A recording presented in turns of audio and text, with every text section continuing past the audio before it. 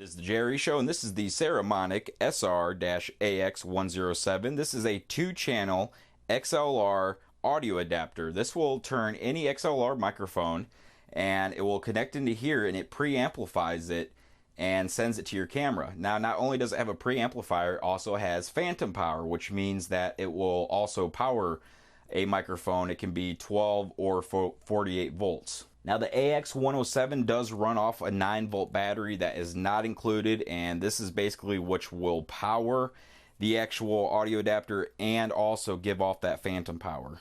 Now, the Saramonic mounts right on the bottom of most DSLR cameras. It just screws in there very nice, and it's all contained in one unit. You're already looking at the back of your camera. You just look down a little bit. It's very convenient to have that audio and the controls right there. Now, on the bottom of the Saramonic itself, we have another 3/8 and 1/4 female, so we can attach that to a tripod.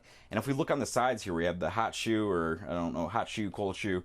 But you can put, though, attach, if you want to attach a monitor off to the side or whatever. You could even mount the microphone right here if you didn't want it on top of your camera for whatever reason. Now, if we take a look through the controls here, I just want to go through the controls. We have the right and left. We have 2 different channels on this. We can hook up just one microphone to this, or we can hook up 2 for stereo. Even if we do hook up just one, we can either record mono or stereo. So if we wanted to, we could just hook up one and still get the stereo sound.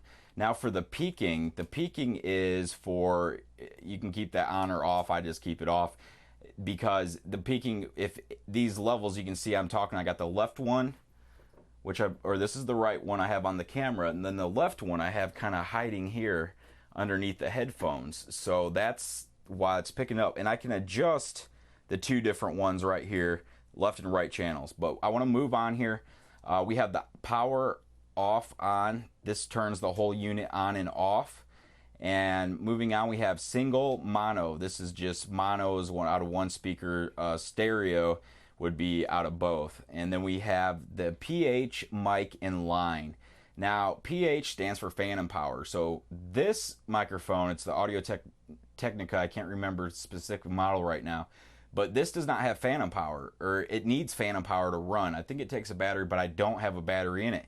However, the Movo microphone I have here does have a battery in it, so that way I don't need phantom power. So you can see right here, I have that one set to mic, and then this one is set to PH, which is phantom power. The other one would be line, and that's when you're going to be listening to playing back videos or, whatever. Going down here further, we have a headphone input, and that way you can monitor while you're recording. To the left of that, we got the right and left. Those are just the different inputs, and you can adjust those, of course.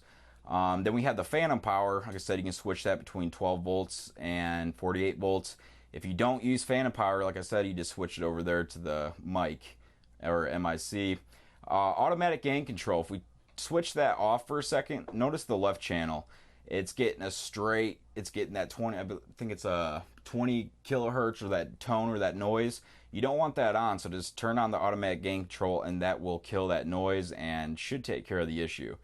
And we have monitor, and the monitor, do you want to listen to, are you going to play back, or are you recording? So you'll need to have that switch to record when you want to monitor. You can see I have my headphones plugged in right here. And also, that's just what I would usually do, is plug in through my camera, just because I want to hear the audio directly from my camera. That's just the way I like to do it. But in this situation, I have it set up so you can listen to it through these headphones now too. And we have a monitor. The monitor basically be an output to like a mixer or something like that. I don't have a use for that right now, but you do have that option. So those are the basic controls on the AX107. Now, this little cord is included with it, and I just ran that from my camera to the actual preamplifier here, but I wanted to spin it around real quick and just show you the XLR inputs on the back, and also where the battery can be found. You can see they're labeled left and right, and then they have these push buttons, and you just push in.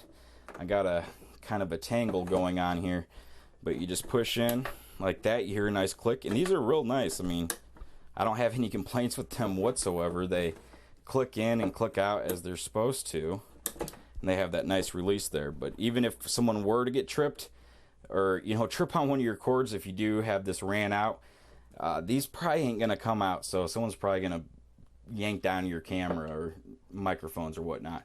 But overall, I'm definitely digging it. It works very well, and it's very convenient, very handy to just even leave strapped to the camera for on-camera audio, if you're going to do audio setup for stereo, whatever. But that's the Saramonic SR-AX107. Thanks for watching.